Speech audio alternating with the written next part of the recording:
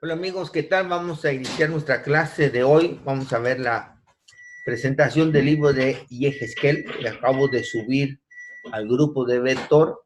El archivo, el documento de la clase anterior y de Yermiahu, y ahorita también le subí el libro de Yehezkel. Es un PDF en donde ustedes van a tener toda la información que está en esta presentación. Bueno sería que todos tuvieran la colección completa. Tenemos un análisis resumido, igual que esos, de cada libro de la Tanaj, por favor, si no de todos, la mayoría, para que así puedan hacer su colección y puedan tener todos esa información importante a la hora que ustedes decidan estudiar formalmente algún tema o un libro, un tema de un libro o un libro en específico, poderlo comprender dentro de su contexto histórico y cultural. Eso es muy importante para no entender otras cosas que no dan. Estamos viendo en estos últimos días los libros de los profetas más, yo creo que más importantes, en ese sentido, que han dado un poquito más de polémica en cuanto a su palabra predictiva, en cuanto a los tiempos futuros. Se sabe que ustedes que hay una morbosidad por parte del ser humano de querer saber qué va a venir mañana, cómo nos va a ir, qué se está cumpliendo, ¿no? Y por eso es importante ver el contexto de estos libros. ¿Cómo? De tener planeado todo. De tener planeado, no, es la curiosidad. ¿Qué va a hacer, qué va a pasar mañana? Si alguien te dijera, yo sé qué día vas a morir, No lo quieres saber.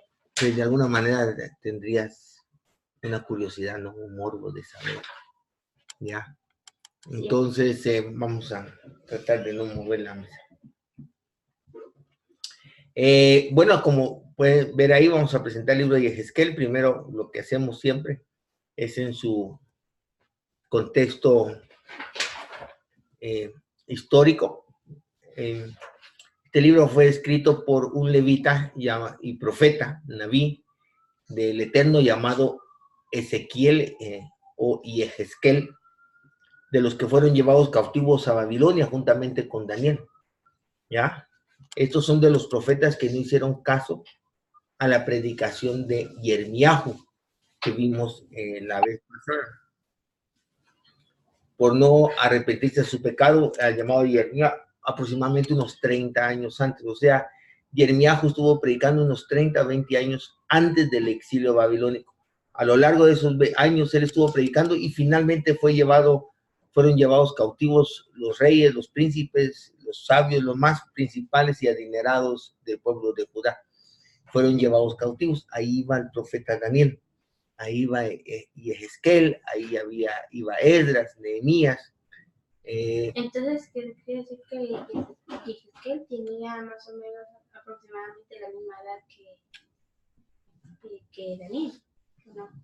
No sabríamos decir la edad que podían tener, pero eran compañeros. Inclusive vamos a ver en unos midrash, vamos a ver los datos que nos da la Torá oral, que Yehezkel con Daniel, con Malají, estaban reunidos. En un libro de Daniel hay una cita donde él recibió una visión y dice que los que estaban con él no vieron la visión, sino solo él. Los que estaban con él era Yehezkel, Malají y no creo quién otro más. ¿Ya? Entonces es interesante ver cómo estos personajes de estos libros eran amigos, estaban en la misma época, se juntaban a orar, eran de la misma generación. Esto es muy importante porque el libro es enriquecedor, ¿verdad? El contexto histórico, el profeta es usado por el Eterno cuando el pueblo de Judá es llevado cautivos.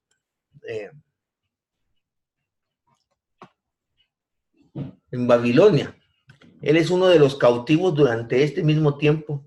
Es que vivieron los profetas Daniel, Ageo, o Haggai en hebreo, Sejaría o Zacarías y Malají, Malaquías. ¿Ya? Estos profetas también estuvieron juntamente con Yehezkel durante el exilio babilónico. Eso es muy importante porque se imaginan ustedes, un dato bien curioso, si se recuerdan, es que cuando los babilonios conquistaron e invadieron Jerusalén, destruyeron la ciudad y destruyeron el templo. Ahí terminó la época del primer templo. ¿Ya? ¿Estamos bien? Sí. Luego se vuelve a reconstruir por Nehemías y Esdras después del exilio babilónico. Eso quiere decir que mientras en este tiempo en que fue escrito el libro, fue en el exilio babilónico. No había templo funcionando, estaba destruido.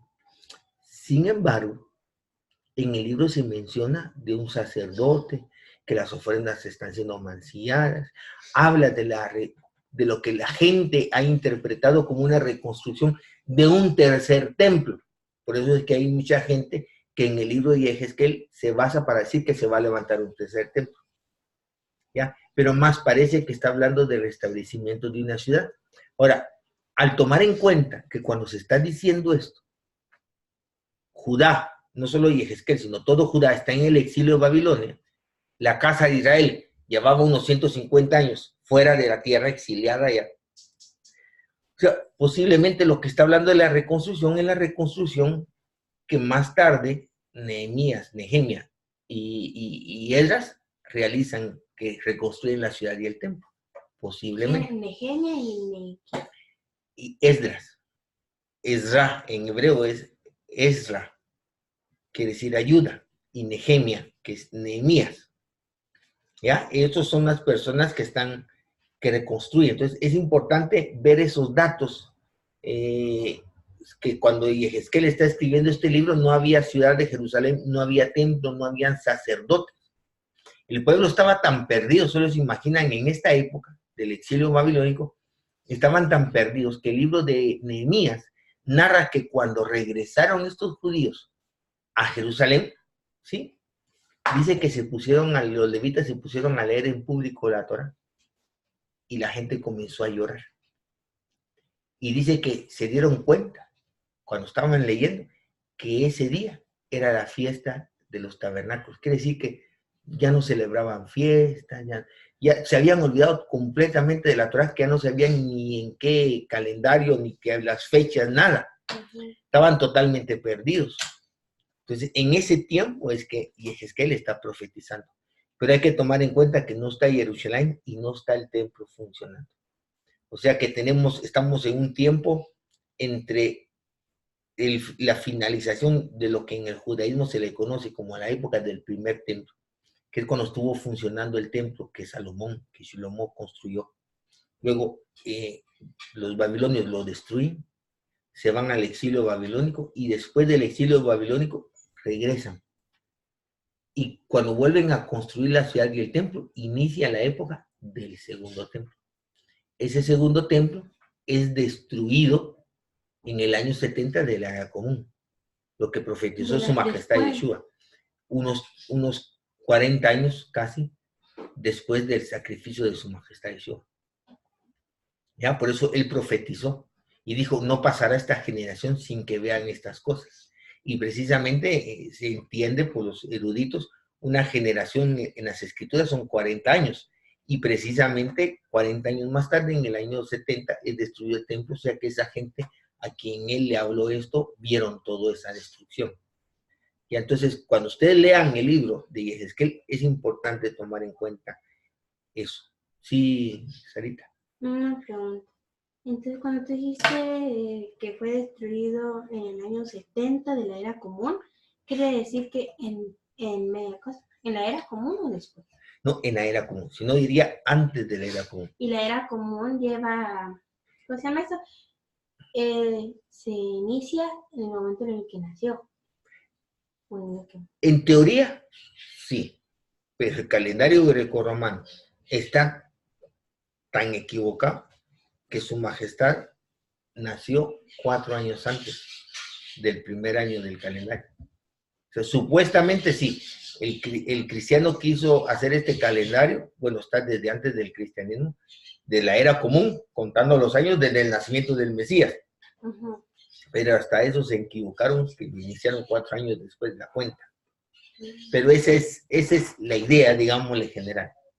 Porque entonces el templo se destruyó cuando el Mashiach estaba vivo. No. Estoy perdiendo. Sí, unos 40 años después de su sacrificio. Ah. Y él aún está vivo. Sí. Pues no que estaba vivo, él aún está vivo. Sí. O sea, es decir, estaba con nosotros. Está con nosotros. ¿Ah? Ok, sigamos pues. Al final de este periodo de cautiverio es que resaltan en la historia del pueblo de Judá Nehemia y Esdras. ¿Qué tribus conformaban la casa de Judá? A ver. Judá y Benjamín. Y también estaban los levitas, pero como no son contados, ok, así me gusta. Ok, sigamos. En este periodo de cautiverio, en el que se desarrollaron las escuelas del estudio de Torá, que ahí donde se forman las famosas sinagogas, o Beit Hamikdash, teniendo un papel importante, su inicio los levitas, con Yehezkel, que era levita, quienes habían sido los designados por el Eterno para enseñar la Torá, originalmente. Pero comenzaron a resurgir porque la necesidad de no tener un templo y la necesidad de seguir estudiando Torá para los que sí siguieron estudiando Torá, entonces resurgieron las casas de estudio. En cumplimiento de una profecía que dice, o un profeta que dice, yo cuando estén en el exilio, yo seré para ellos un pequeño Mikdash. Entonces resurgieron las escuelas de estudio, como las sinagogas nuestras, en donde aplicaban ellos las leyes del templo. Trataron de hacerlo todo un símil para que no se olvidaran de lo que sucedía en el templo. Y así fueron resurgiendo estas escuelas. Aproximadamente unos 400 años más tarde, el tema de quién debería tener autoridad para enseñar era la discusión entre fariseos. Fariseos eran judíos y de la tribu de Benjamín, ¿verdad? Cuando decimos judío, ya saben ustedes que puede ser un benjamita o uno de la tribu de Judá. Y entre los saduceos eran descendientes de Sadoc, que eran levitas. ¿Ya? Entonces, en Babilonia es donde surge esta división sobre quién debería de enseñar. Originalmente enseñaban los levitas porque eran los sacerdotes. Pero al ya no haber un sacerdocio, al ya no haber un templo, comenzaron a resurgir otros maestros que eran de otras tribus. Y ahí es donde, en ese caso Judá y Benjamín, Entonces, en el Nuevo Testamento, cuando ustedes oyen de fariseos y saduceos, es que los saduceos son levitas y los fariseos son judíos. Entonces, ellos, los levitas, que eran saduceos, hijos de Sadoc, descendientes de Sadoc, ellos decían que ellos tenían que enseñar, porque así lo establecía la Torá, ellos tenían autoridad.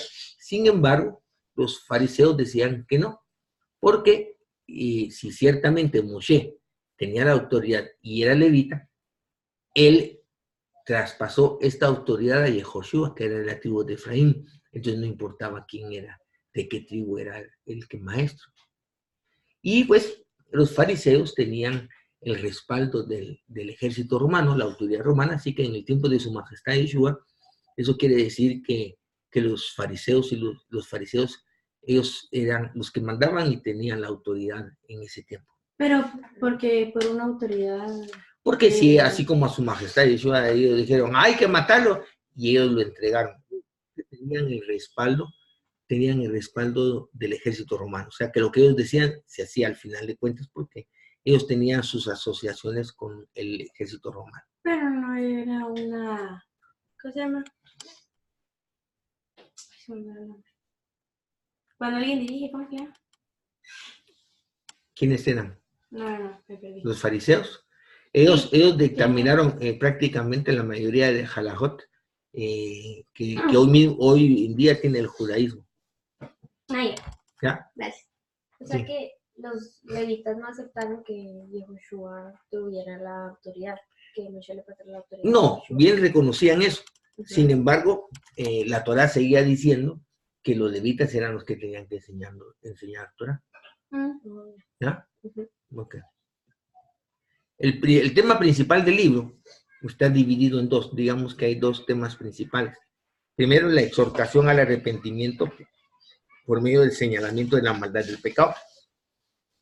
Que eso realmente era la labor de los profetas. Los profetas eran aquellas personas que el Eterno levantaba para mostrar el pecado del pueblo. O sea, por eso es que la mayoría de ellos fueron apedreados y asesinados por el propio pueblo. Porque imagínate que llegara un rey y decirle, dice el Eterno que estás en pecado, que estás en adulterio, que estás... O sea, los reyes tenían autoridad, tenían su ejército y no les gustaba. No eran como el rey David. El rey David llegaba al profeta y le decía, estás en pecado, y él se arrepentía, caía. Pero los otros reyes no querían que alguien les estuviera diciendo qué hacer. Exacto, y por eso no era fácil ser profeta.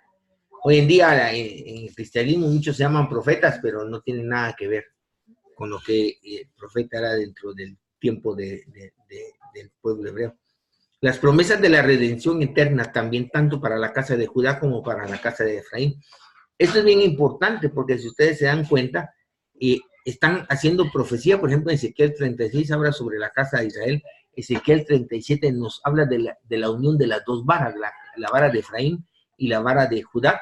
Sin embargo, ya hacía más de 150 años que la casa de Israel estaba dispersada. ¿Ya? Eso es bien interesante, o sea que para esa época, en el exilio babilónico, me haces el favor de cerrarme la puerta. Para el exilio babilónico, la casa de Israel no había sido restaurada. ¿Por qué? Porque digo esto porque hoy en día muchos detractores de los efraimitas, de nosotros, están diciendo que la casa de Israel nunca desapareció, que siempre ha estado con el pueblo. Y eso es falso. ¿Por qué? Una prueba tenemos aquí nosotros que el profeta Yehezkel está profetizando el retorno de esas 10 tribus. Y si ya hubieran retornado o si nunca se hubieran ido, no tendría validez o razón de ser la profecía, ¿no? Porque estuvieron unidos. Eso es algo muy importante que sería el tema principal, entonces, para nosotros de este libro.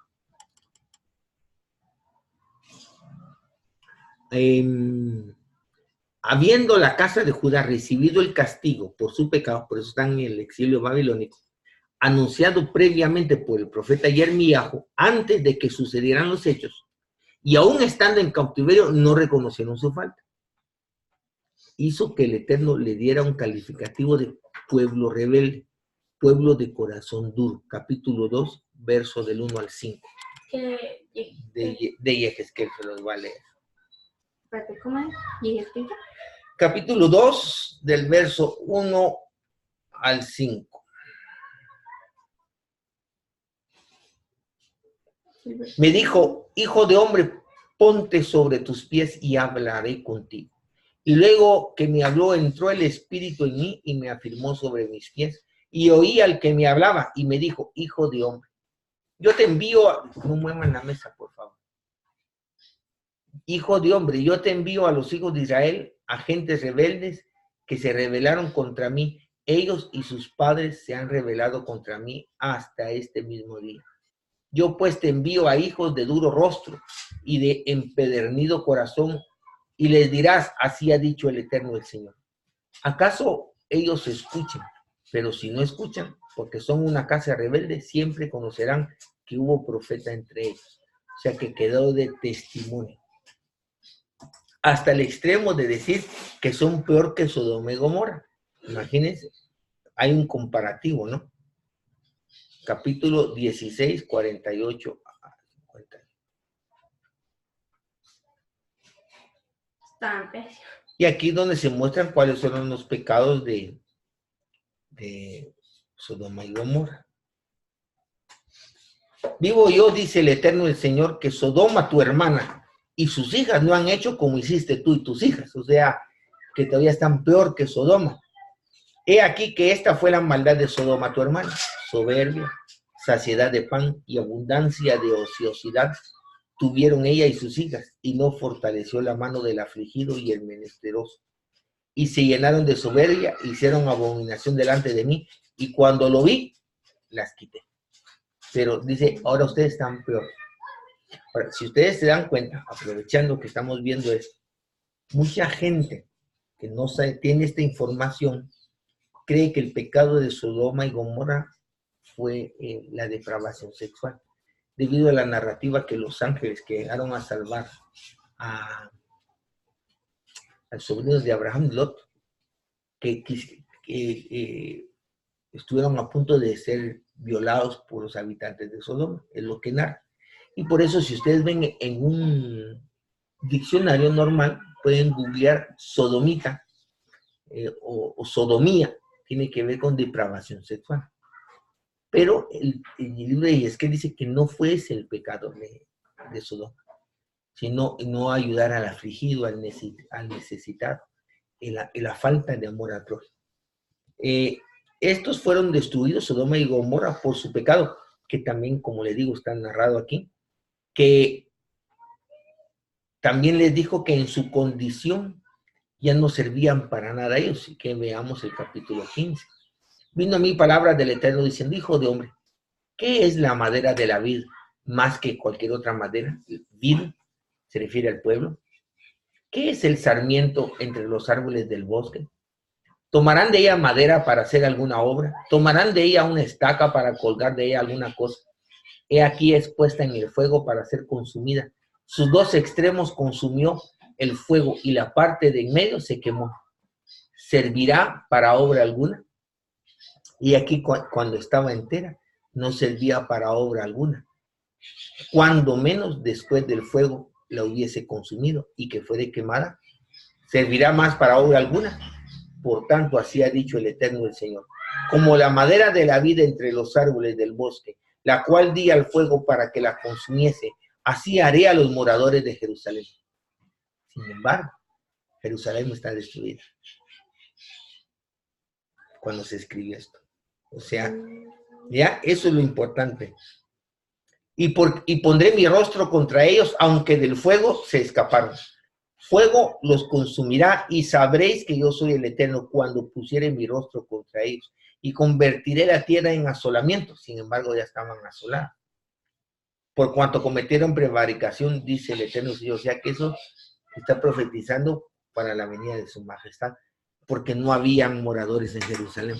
Ya, eso es lo importante de saber el contexto. ¿Cómo hacemos para que no se mueva? Porque le pueden molestar a la gente. Permítame, solo voy a mover la mesa. Vamos. ¿Ok? Bueno, vamos a ver.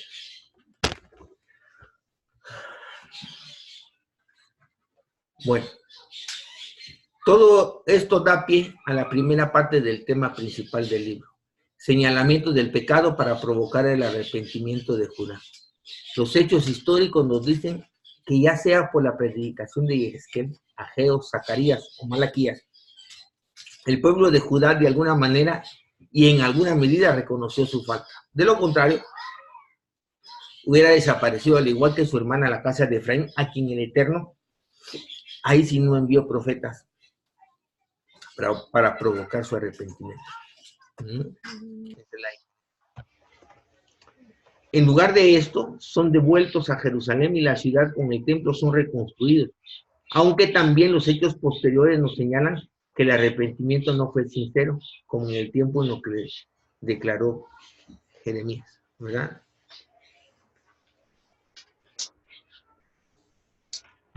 Permitime.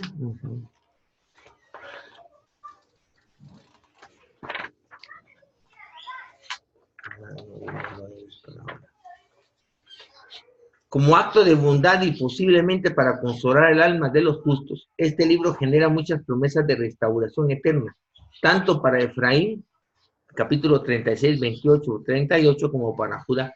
En el 36, 22 al 28 es donde dice, vendrán los días en donde los limpiaré con agua limpia, los purificaré, les pondré un corazón de carne, quitaré ese corazón de piedra, pondré mi Torah en su mente y en su corazón de memoria.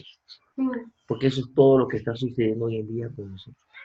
Porque ¿por qué se nos ocurrió a nosotros que había que guardar mandamientos? ¿Quién puso eso en nosotros? ¿Quién nos quitó el pecado? ¿Qué es pecado? ¿Qué es pecado? El cumplimiento de la Torah. Sí, violar la ley.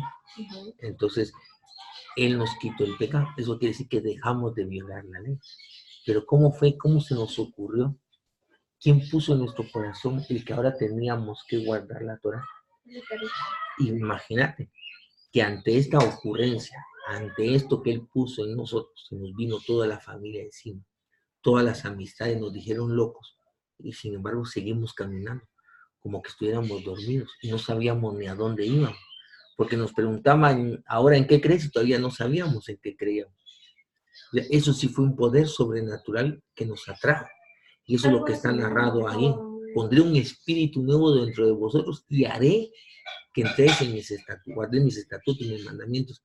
Eso sí fue un poder sobrenatural. Algo así como con Noah.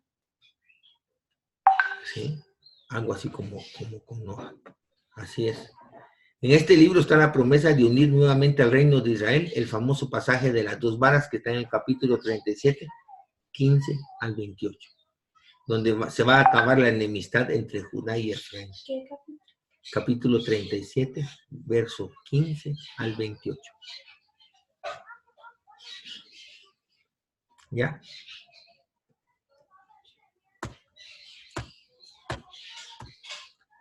Temas importantes en el capítulo 34, y fue por medio del profeta Yehezkel, responsabiliza a la casa de Judá por la dispersión de las ovejas de la casa de Israel. Este es un tema muy importante.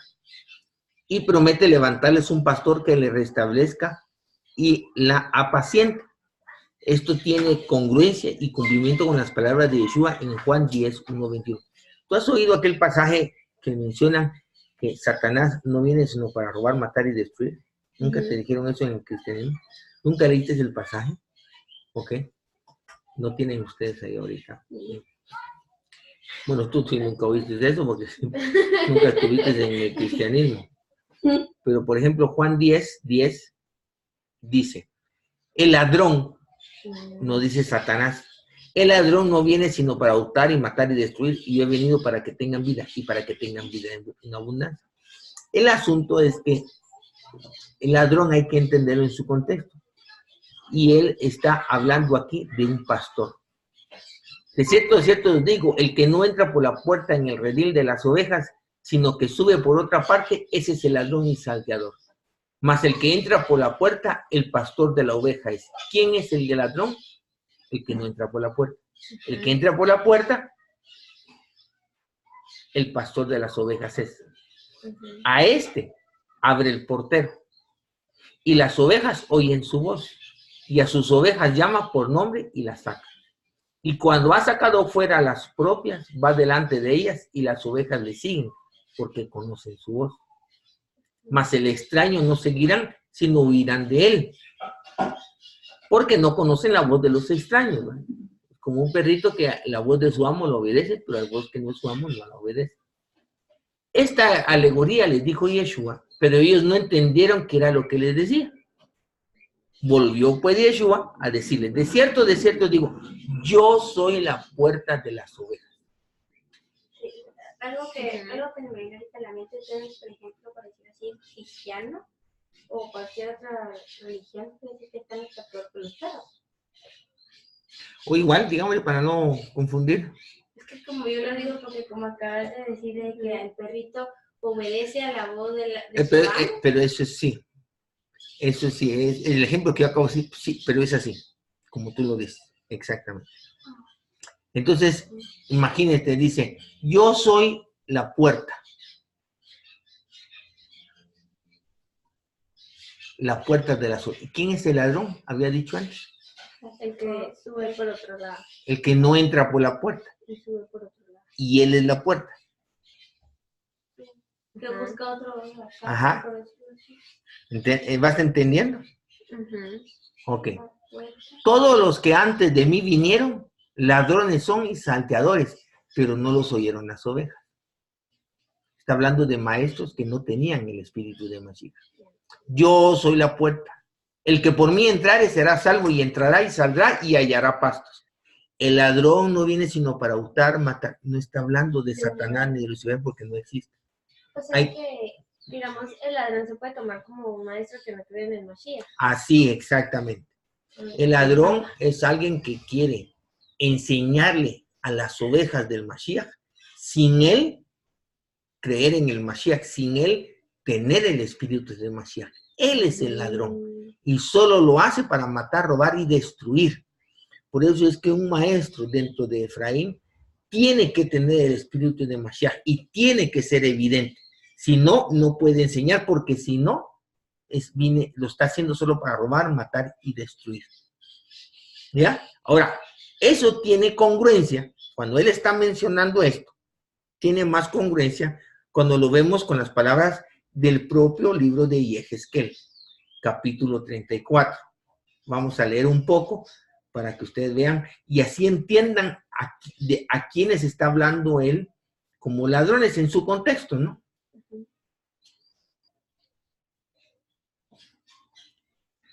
Oigan, pues vino a mí palabra del Eterno diciendo, hijo de hombre, profetiza contra los pastores de Israel.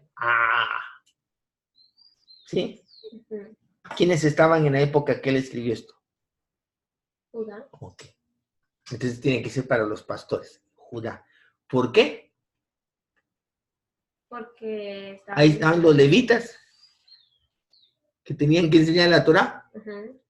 Y estaban los de Judá, que eran los que tenían autoridad porque de ellos eran los reyes. Ellos eran los que podían juzgar y legislar. Ellos eran los que tenían que cuidar a todos. Pues ahí está hablando de ellos. ¿Ya? ¿Entendiste? Ok. Hijo de hombre, profetiza contra los pastores de Israel. Profetiza y di a los pastores, así ha dicho el Eterno del Señor. Ay de los pastores de Israel que se apacientan a sí mismos. O sea, no ven por las ovejas. ¿No apacientan los pastores a los rebaños? Pregunta. ¿Cómo ves? O sea, que si alguien es pastor es para cuidar a una oveja. Si a Israel lo llamaron para ser una nación santa, real sacerdocio, quiere decir que Israel es sacerdote. O sea, sacerdote es alguien intermediario entre el Eterno y alguien más. Pero ¿qué pasa si Israel solo ve por sus huesos y no ve por nadie más? De nada sirve su función sacerdotal. ¿Ya? Si a Judá le dieron autoridad, porque ahí estaban los reyes para legislar y juzgar, y estaban los levitas para enseñar Torah y oficiar el sacerdocio, no era para ellos mismos, era para velar por los otros. ¿Sí? Si a mí se me dio la función de maestro dentro de la comunidad o la función de maestro dentro de Efraín, no me lo dieron para mi propio beneficio, sino para velar por las ovejas de Efraín. Entonces está diciendo, coméis la grosura y os vestís de lana, la engordada degolláis, mas no apacentáis las ovejas. No fortalecisteis las débiles, ni curasteis la enferma, no vendasteis la perniquebrada, no volvisteis a redil la descarriada, ni buscasteis la perdida, sino que os habéis enseñoreado de ellas con dureza y con violencia. Y andan errantes por falta de pastor. ¿Quiénes andaban errantes?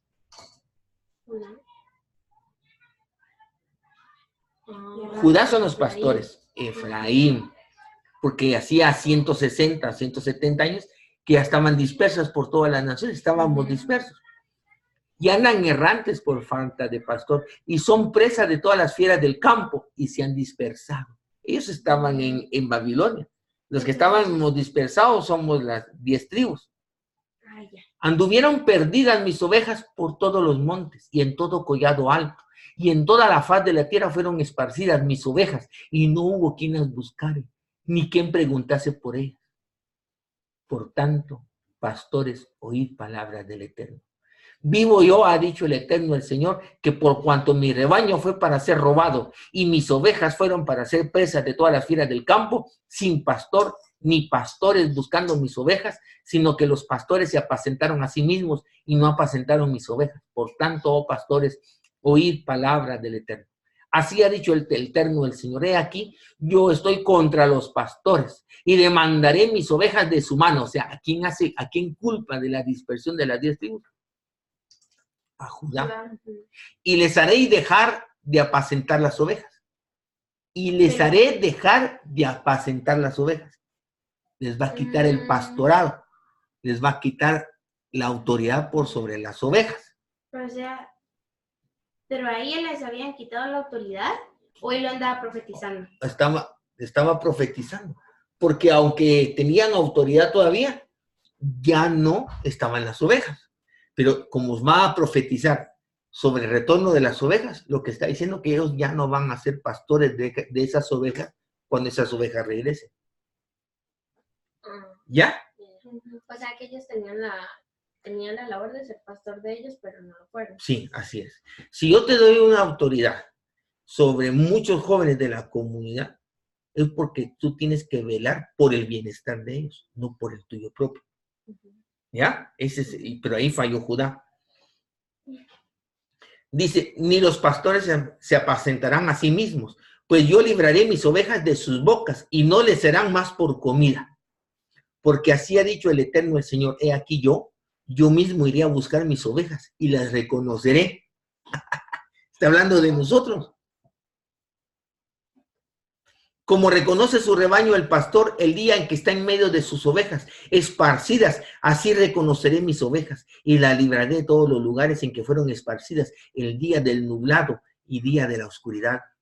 Y yo las sacaré de los pueblos y las juntaré de las tierras, las traeré a su propia tierra y las apacentaré en los montes de Israel, por las riberas y en todos los lugares habitados del país. En buenos pastos las apacentaré, y en los altos montes de Israel estará su aprisco. Ahí dormirán en buen redil, y en pastos suculentos serán apacentados sobre los montes de Israel. Yo apacentaré mis ovejas, y yo les daré aprisco, dice el Eterno el Señor. Yo buscaré la perdida, y haré volver al redil la descarriada. Somos nosotros. Vendaré la peniquebrada, y fortaleceré a la débil. Mas a la engordada y a la fuerte destruiré, las apacentaré con justicia.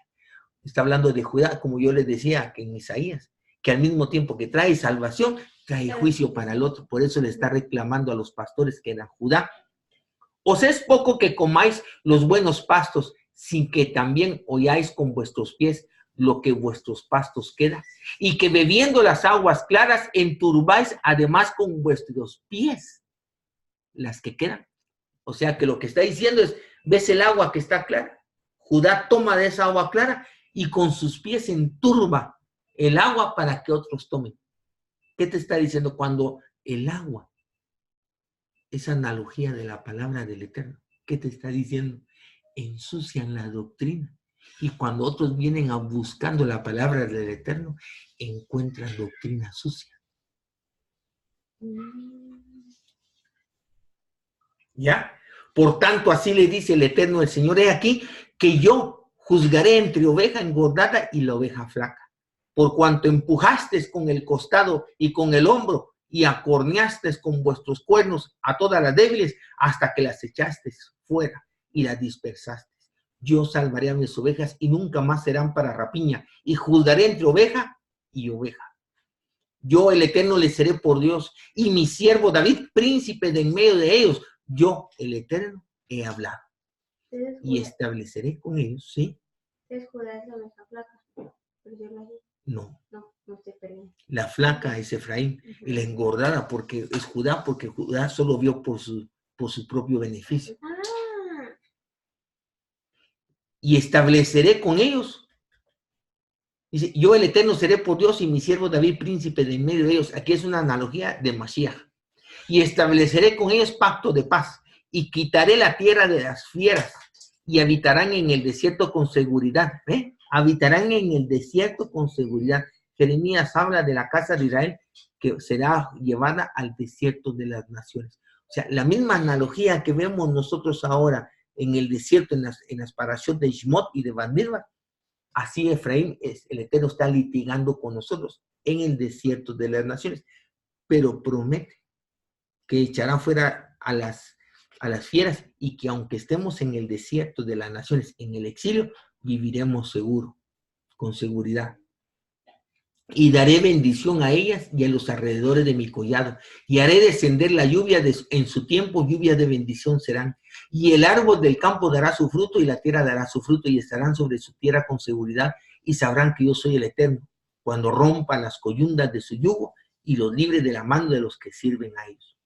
No serán más por despojo de las naciones. Y así sigue diciendo. Y en el verso 30 dice, y sabrán que yo, el Eterno, su Elohim, estoy con ellos. Y ellos son mi pueblo, la casa de Israel, dice el Eterno, el Señor. Y vosotros, ovejas mías, ovejas de mi pasto, hombres sois, y yo vuestro Elohim, dice el Eterno, el Señor. Eso es precioso. Ahora, cuando su majestad Yeshua habla del buen pastor, es ese pastor que Yehezkel 34 está prometiendo, que vino para restablecer y rescatar a las ovejas perdidas, y al mismo a las flacas, y al mismo tiempo juzgar a las gordas, que es Judá. ¿Ah? Entonces, no es Satanás el que vino para robar, matar y destruir. ¿Quién es el ladrón que viene para robar? Los profetas, ¿Quién es? Maestros. Los falsos maestros. Pero ¿quién es específicamente en el contexto de Yehezkel y lo que está hablando su majestad Yeshua? ¿Quiénes son los ladrones? Judá, que quiere enseñarle a las ovejas del Mashiach cuando ellos no tienen al Mashiach. Esos son los ladrones de Juan 10:10. Y eso lo especifica en este libro. Así es. En el capítulo 18 y en el 33 del 10 al 20, el Eterno describe al hombre justo. Es otro tema muy importante. Al hombre cuya vida lo agrada a él. Resultado de 5 puntos importantes. Describe las obras de un hombre justo. Resalta el principio de la Torá en Deuteronomio 24:16. No existen los pecados generacionales, cada alma muere por su propio pecado. Es algo que la gente trae del cristianismo todavía. La gente cree que si que tú eres pecador porque tus papás fueron pecadores. A mí porque mi papá no me enseñó Torá y por eso soy un pecador. Y capítulo 18 nos dice que eso no es así. ¿No han leído nunca el capítulo 18? Todo el capítulo 18, capítulo 18 de Todo el capítulo 18. Pero voy a leer una parte nada más.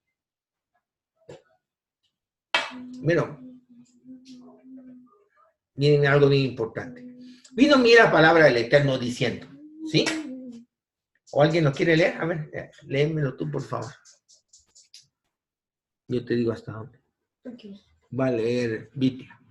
Vino a mí palabra del Eterno diciendo, ¿qué pensáis vosotros los que usáis este recanso de la tierra de Israel? Que Un poquito dice, más fuerte para que escuchen. los padres comieron las uvas agrias y los dientes de los hijos tienen la dentera. Eso quiere decir como que yo me coma el dulce y a ti y a mis hijos les sale la caries, ¿verdad? Ajá. Vivo yo, dice el Eterno, que nunca más tendréis por qué usar este refrán en Israel. He aquí todas las almas son mías, como el alma del Padre, así como el alma del Hijo es mía. El alma que pecare, esa morirá. Y el hombre que fuere justo e hiciere según el derecho y la justicia, que no comiere sobre los montes, ni alzare sus ojos a los ídolos de la casa de Israel, ni violare a la mujer de su prójimo, ni se llegare a la mujer menstruosa, ni oprimiere a ninguno, que el deudor devolviere su prenda, que no cometiere robo y que diere su pan al hambriento y cubriere al desnudo con su vestido, que no prestare interés ni tomare usura, que de la maldad retrajere su mano e hiciere juicio verdadero entre los hombres y hombre, Sí. en mis ordenanzas caminare y guardare mis decretos para hacer rectamente. Este es justo, este vivirá, dice el Eterno. Ahí está, ¿ves? Este es justo, este vivirá. Está la definición de justo. Ya, sigue. Muy bien.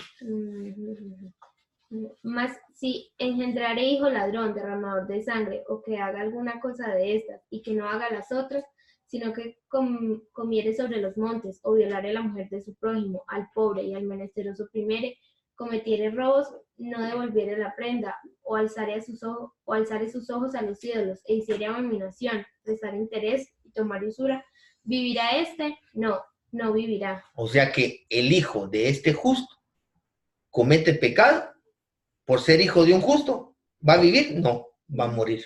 El padre va a vivir porque vivió en justicia. Y el hijo, como fue un malvado, va a morir como un malvado. Sigue diciendo. Espérame, solo que termine esa parte. Bueno, todas estas abominaciones hizo, de cierto morirá, su sangre será sobre él. Sí. Pero si éste engendrare hijo, el cual viere todos los pecados que su padre hizo, y viéndolos no hiciere según ellos, no comiere sobre los montes. Este ya es el nieto del primero, ¿verdad? Sí.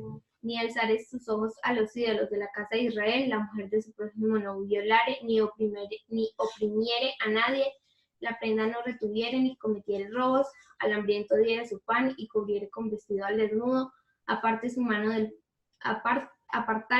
del pobre, interés o usura no recibiere, guardaré mis decretos y anduviere en mis ordenanzas, este no morirá por la maldad de su padre, de cierto vivirá. ¿Veis? O sea que no hay eso que el pecado se hereda. ¿Ya? Sigue leyendo. ¿Qué verso más? 18. Sí. Su padre, por cuanto hizo agravio, despojó violentamente al hermano, e hizo en medio de su pueblo lo que no es bueno. He aquí que él morirá por su maldad. ¿Sí? Y si dijereis, ¿por qué el hijo no llevará el pecado de su padre? Porque el hijo hizo según el derecho y la justicia, guardó todos mis estatutos y los cumplió. De cierto vivirá. Sí. El alma que pecare, esa morirá. ¿Oye? Sí. El hijo no llevará el pecado del padre, ni el padre llevará el pecado del hijo. La justicia del justo será sobre él, y la impiedad del impío será sobre él. Sí. Mas el impío, si se apartare de todos sus pecados que hizo, y guardare todos mis estatutos, e hiciere según el derecho y la justicia, de cierto vivirá y no morirá. Todo su pecado que cometió no le estorbará el día que se arrepintiera. Sigue diciendo. Todas las transgresiones que cometió no le serán recordadas. En su justicia que hizo vivirá. Ahí está. Ahora viene el otro ejemplo del justo que peca. ¿Ibas a decir? Bueno, sigue diciendo. Sí. Quiero yo la muerte del impío, dice el Eterno. No vivirá si se apartare de sus caminos. Mas si el justo se apartare de su justicia y cometiere maldad e hiciere conforme a todas las abominaciones que el impío hizo, vivirá él. Ninguna de las justicias que hizo le serán tenidas en cuenta. Por su rebelión con que prevaricó y por el pecado que cometió, por ello morirá. ¿Está? Ahí sigue. ¿En qué verso te quedas? El 25, 23. 20. Y si dijeres, no es recto el camino del Señor, oíd ahora, casa de Israel. ¿No es recto mi camino? ¿No son vosotros vuestros caminos los torcidos? ¿Sí? Sí. Y como cuando dice que vivirá, estamos hablando de espiritualmente. Exacto. Pero entonces, ahí tengo una pregunta con respecto a lo que pasó con Amelie y sus hijos, de que como que yo me acuerdo, murieron al mismo tiempo. ¿Sí? Entonces, pero eso quiere decir que los hijos se murieron también, o sea, espiritualmente, y Elí se fue. No, los dos tuvieron las dos muertes, porque murieron como pecadores. Entonces, ¿por qué si esto está diciendo de que si los hijos fueron los pecadores y no el padre? El padre también pecó por no corregir a los hijos. Entonces, ahí es donde me estoy confundiendo, porque este está diciendo de que si el padre... ¿Por qué? Los hijos pecaron. Uh-huh. ¿Qué dice el texto? Los hijos van a morir por su pecado. Pero el padre, al no corregir a sus hijos, también pecó. Uh-huh. Porque aunque sus hijos estaban ofendiendo al Eterno, no les dijo nada, no los corrigió. Entonces él murió por su pecado, no por el pecado de los hijos. Si él los hubiera corregido y al ver que no hacían caso, los sacaba de su casa, él no consentía el pecado, él no hubiera muerto. Solo hubieran muerto ellos por su pecado. Entonces, por ejemplo, ahora son dos cosas que voy a decir. Entonces, por ejemplo, si él los hubiera sacado y no los hubiera, como quien dice, todavía los hubiera consentido. Ajá. Y entonces él hubiera Vivido. sido libre de pecado. Sí. Pero y entonces, bueno, la otra cosa es de que, entonces, cuando el padre, ¿cómo se llama? Bueno, cuando los hijos pecan, aunque el padre haya sido justo de cierta manera, entonces el padre también es pecador. No. Recuérdate que eso de que las almas de los padres con los hijos están ligadas hasta los 20 años. Yeah. Hasta los 20 años. Ya después de los 20 años, ya el juicio del hijo cae sobre el hijo. Uh-huh. Mientras tanto, antes de los 20 años, de alguna manera, el alma del hijo está ligado al padre. Entonces, el pecado del hijo cae sobre el padre. Yeah. Porque él es el responsable de esa vida. Por eso es que un alma, un hijo, antes de los 20 años, él no puede decir, es mi vida, yo hago lo que quiera. Porque todavía están ligados. Por eso tiene que estar sujeto a la autoridad de su padre. Y entonces, los hijos de Elí, como no sé si saben las edades de ellos, ¿verdad? Sí, y eran mayores, sí. Y eran mayores. Pero y entonces, ¿cómo es eso de que si ya estaba fuera de su... si ya estaba Vivían fuera, con ellos. Es que tenés que leer el libro. Tenés que leer el libro de Ismael. Porque Elí era sumo sacerdote. Entonces sus hijos eran sacerdotes. Y ellos profanaban el sacerdocio. Tenían relaciones con mujeres en la puerta del templo. Y Elí no les decía nada. Ya me entiendes, eran borrachos. O sea, era otra cosa. No era que ellos hacían. Ellos estaban bajo el cuidado y la autoridad de él porque él era el sumo sacerdote. Ok. Tenemos eso tiene, lo que acabamos de leer tiene que ver con el Devarim 24:16, donde dice, los padres no morirán por los hijos, ni los hijos por los padres, cada uno morirá por su pecado. ¿Ya? La maldad del impío no le estorbará, eso es algo muy importante que vimos el día que se arrepiente, pero también la justicia que hizo el justo no lo salvará el día que peque. Cuando el justo se apartare de su camino de justicia, la justicia que hizo no le será tomada en cuenta. O sea, yo puedo llevar 20 años de llevar una vida consagrada al Eterno y de repente me vuelco al pecado. No importan los 20 años que viví. Se juzga por lo que sos. En ese momento. Exacto. Pero y entonces se puede, por ejemplo, que un justo haya, por ejemplo, cometido un pecado y luego se vuelve a levantar, ¿se puede? Ok, por eso. Aquí hay una cosa bien importante. La Torá contempla el error. Por ejemplo, está la ley de tránsito. La ley de tránsito prohíbe parquearse en ciertos lugares. Pero la ley del tránsito contempla que algún día tú, por las prisas o por algo, o no te des cuenta, infringas la ley. Y que te parquees en un lugar prohibido. O sea, eso está contemplado dentro de la ley. ¿Ya? Entonces va a venir y cuando te parquees mal, va a venir un policía de tránsito, te va a poner una multa. La ley dice que eso tiene que ser así, que tú tienes que pagar esta multa en cierto lugar, en cierto tiempo.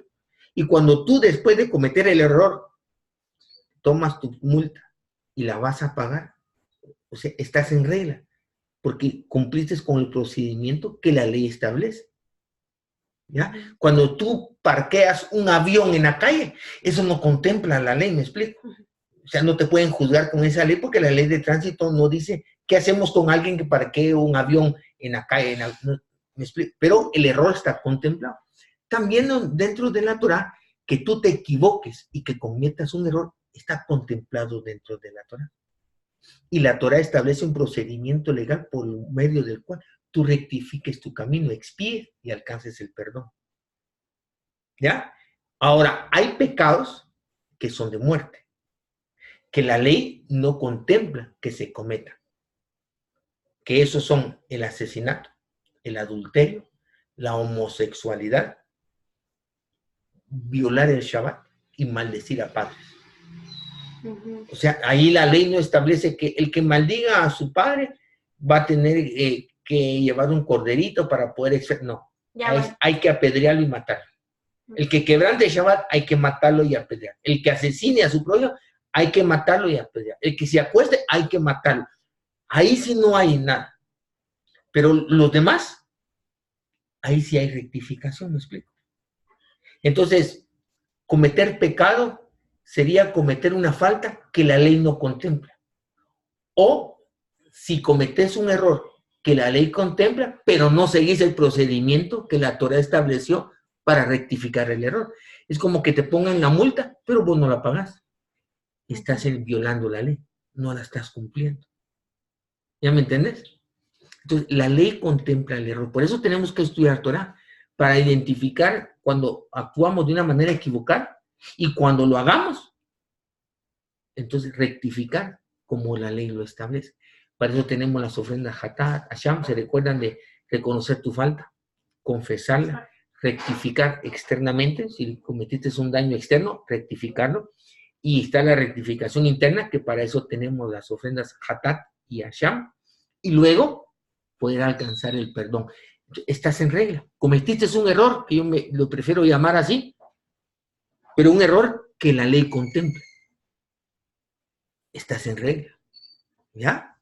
Estás tranquila. A eso es precisamente. O sea, no quiere decir que nunca cometamos errores, no, pero no tenemos una vida de pecado. Ah, pero la vez pasada te parqueaste en un lugar equivocado. Sí, me pusieron la multa y la pagué donde la ley establece. Estoy en regla. ¿Ya? O sea, la gente cree que está en la Torah es no cometer ni un error. No. Es que la ley contempla el error. Toda la Torah, toda la ley está basada en la debilidad del ser humano. ¿Ya me explico? ¿Sí? Entonces, ahora puedes entender mejor esta que está en Yohanan, en la primera carta de Yohanan, eso es en el Nuevo Testamento, para que entendas esto, lo que estamos hablando, ¿verdad? Capítulo 3, verso 4 en adelante. Todo aquel que comete pecado infringe también la ley, pues el pecado es infracción de la ley. ¿Sí? Pero la ley de tránsito, cuando contempla que tú te parquees en lugar equivocado, o sea, todavía es un error que está contemplado dentro de la ley, no te ha salido de la ley. Eres respetuosa de la ley, aunque cometiste un error. ¿Ya? Y sabéis que Él apareció para quitar nuestros pecados. O sea que alguien que tiene al Mashiach no puede seguir pecando. No hay lógica. Y no hay pecado en Él. Todo aquel que permanece en Él no peca. Todo aquel que peca no le ha visto ni le ha conocido.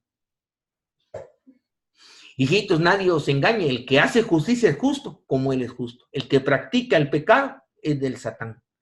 Porque el Satán peca desde el principio. Para esto apareció el Hijo de Dios, para deshacer las obras del Satán. Todo aquel que es nacido de Dios no practica el pecado, porque la simiente de Dios permanece en él y no puede pecar porque es nacido de Dios. Pero el tema pregunta. O sea, estar en Torah es una cosa y estar en Torah y con el Mashiach es otra. Sí, es lo que Ram Shaul le llama las obras de la ley, porque cuando tú intentas, te esfuerzas y tratas por obedecer la ley, te vas a encontrar con una realidad que no puedes. Entonces se podría decir que, por ejemplo, Ahí está lo que yo logré captar de lo que es de que estar en la Torá, se podría decir, pagar el pecado como es debido. Y estar en el Mashiach y con la Torá es no pecar. Sí, porque el espíritu del Mashiach es el espíritu correcto de la Torah. Tengo algo aquí en el chat, voy a ver ahorita.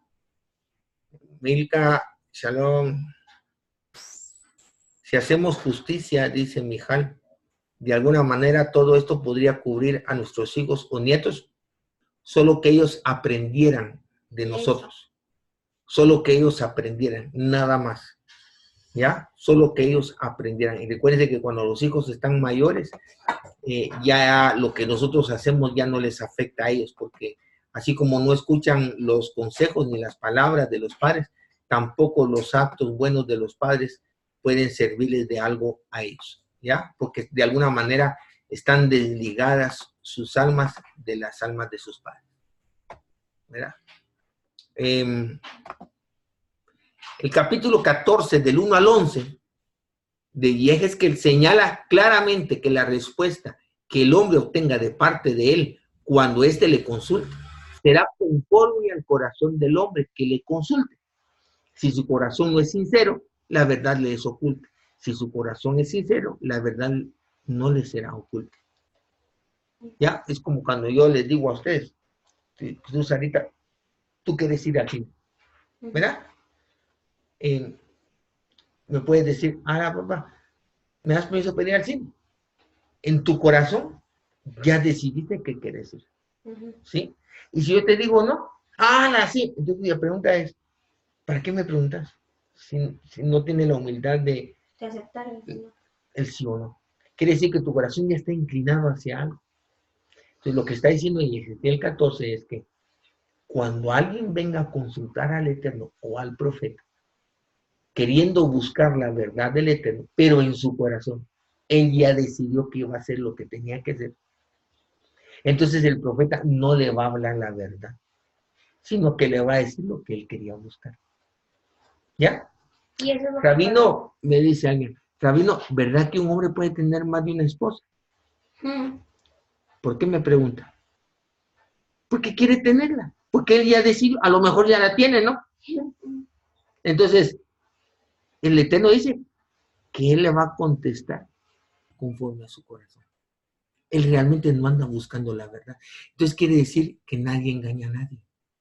Alguien puede decir, es que tienen engañados a la gente, los pastores, los líderes. Nadie tiene engañado a nadie.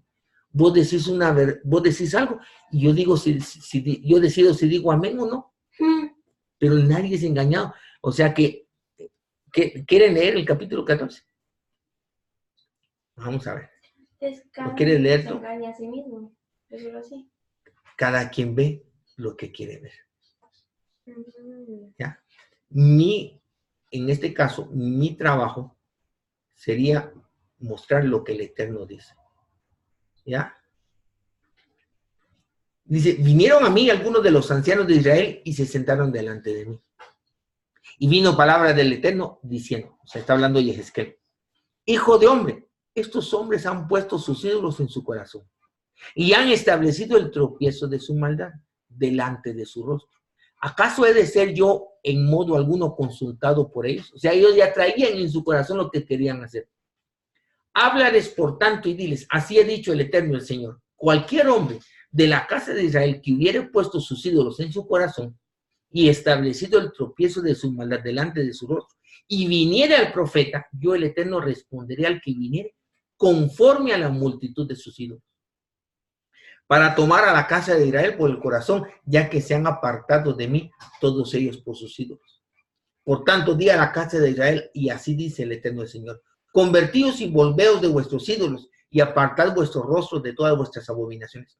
Porque cualquier hombre de la casa de Israel y de los extranjeros que moran en Israel, que se hubiese apartado de andar en pos de mí y hubiera puesto sus ídolos en su corazón y establecido delante de su rostro el tropiezo de su maldad, y viniera el profeta para preguntarme por mí, yo el Eterno le responderé por mí mismo y pondré mi rostro contra aquel hombre y le pondré por señal y escarmiento y lo cortaré de en medio de mi pueblo y sabréis que yo soy el Eterno. O sea, Si alguien viene a mí y me pregunta, ¿será que puedo tener 2 mujeres? Si apenas puedes con una, ¿cómo puedes con 2? Y comienzo a hablar de lo que la Torá le dice y lo pongo en escarmiento. Y cuando el profeta fuera engañado y hablare palabra, o sea que se dejó seducir, porque este hombre le da grandes ofrendas, y si no le digo, y si no le gusta lo que le digo, se puede ir y ya no me va a dar ofrendas. ¿Me explico? Entonces dice, y cuando el profeta fuera engañado y hablare palabra, yo el Eterno engañé a tal profeta y extenderé mi mano contra él y lo destruiré en medio de mi pueblo Israel. Y llevarán ambos el castigo de su maldad, como la maldad del que consultó, así será la maldad del profeta. O sea que digamos ahí con el profeta, pasa lo mismo que con la Judá, que es por beneficio propio. Exacto. Y volvemos otra vez a lo mismo. Que ellos puedan decir, yo soy hijo de Abraham. Eso no quiere decir nada. Por eso su majestad le dijo, si fueras hijo de Abraham, las obras de Abraham harías. No importa, hijo de que esos vas a morir por tu pecado. ¿Ya? Y terminó la presentación. Espero que les haya servido. Vamos a seguir el próximo lunes a las 4 de la tarde. Por favor, me ponen un mensajito para acordarme por si se me olvida. ¿Verdad? Saludos a nuestros amigos allá de Colombia, Milka, Sarit allá en Montenegro, Quindío, y Shay aquí en Guatemala. También Mariela, que está allá en Bogotá. Shalom, Sarit. Y Mijal también allá en Ibagué. Shalom, bendiciones a todos. Les voy a dar aquí un paneo para que vean a las niñas que estuvieron aquí en la clase. Carita. No, estoy despeinada. No, pues estoy muy despeinada también. Aquí estuvieron en la clase ya presentes. Bendiciones, shalom a todos. Vamos a ver, tenemos un chat aquí. Ya, se fue. Gracias, bendiciones a todos. Sí, papito, si voy a hacer eso, avisarnos antes de la clase y nos arregla.